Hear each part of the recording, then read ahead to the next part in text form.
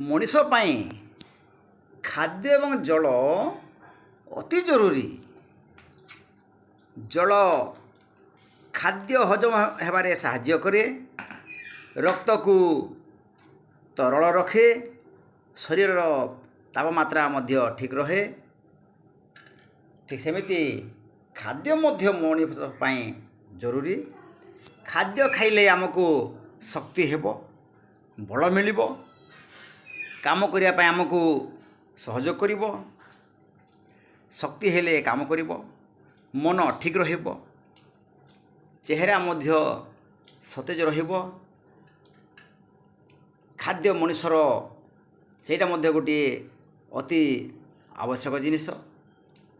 ଖାଦ୍ୟ, ବସ୍ତ୍ର, ବାସଗୃହ, ଜଳ ଯେ ଏସବୁ ଦରକାର। ଜଳ ଆମେ ସବୁବେଳେ ପିଇଥାଉ।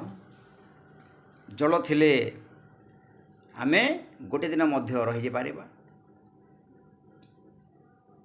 ଖାଦ୍ୟ ଖାଅ, ବଳ ହେବ, କାମ କରିବ, ପାଠ ପଢ଼ିବ, ବଡ଼ ମଣିଷ ହେବ, ଦେଶର ସେବା କରିବ, ସମାଜର ସେବା କରିବ, ଭାରତ ମାତାର ସେବା କରିବ।